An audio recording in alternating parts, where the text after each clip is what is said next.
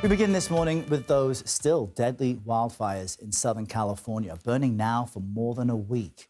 Officials have confirmed another death, with at least 25 people losing their lives. And the area is bracing for more powerful Santa Ana winds today. Yesterday, lighter than expected winds allowed firefighters to hold the line against those two largest fires, the Palisades and the Eaton fires we've discussed so much.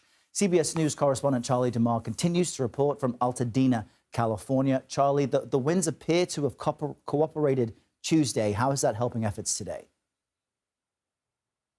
Errol, good morning. That was some relief for the firefighters here, but they are still on standby. There are some 15,000 firefighters stationed throughout Los Angeles, and those two largest fires, the Palisades fire and the Eaton fire, which affected Altadena where we are, they are still burning. The Eaton fire just about 33% contained at this point. And here in Altadena, we have seen search and rescue crews conducting the grim task of searching the some 7,000 buildings and homes that were destroyed by the fire. And that's really one of the reasons why residents have not been allowed back in yet, because of course, to allow search and rescue crews to do their job, and there's also power lines that are still down, Errol.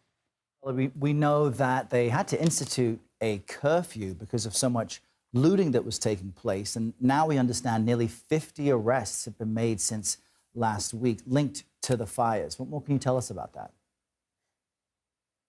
That curfew has been in place, police making it very clear that if you aren't a contractor, if you have no business being in one of these decimated areas, simply stay out. Yes, there have been a number of arrests. Most of the arrests have actually come from the Altadena area, but the LAPD releasing some video, some Ring camera video from inside one of the homes. Police say that those were looters going through a home there, and that is what police are warning about. People who are tragically taking advantage of just this awful situation, people who are in a terrible situation. And police also releasing new information about an arson suspect who was arrested. They're also making it clear, though, that this arson suspect, the charges that he faces are not responsible for the fires that we have seen widespread here in the LA area. Yeah, shocking to see that. And finally, Charlie, I saw some aerials of Altadena. I'm still stunned at how block by block it seems completely flattened.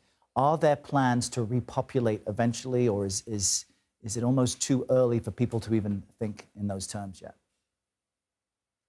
Yeah, I mean, Errol, this is what people are coming home to. It really is hard to make out. I mean, after covering other disasters, hurricanes, tornadoes, you can usually see some resemblance of a home. You can see furniture, you can see household items. With this, there's just nothing here. And just imagine it block by block by block, really an entire community, neighborhoods eliminated in a matter of hours. So I think the rebuild process, a little too early right now to be talking about that, but FEMA is on the ground here offering some assistance. But to that point, FEMA is also warning about possible scams here, Errol. All right, so much to keep an eye on. Charlie, thanks so much.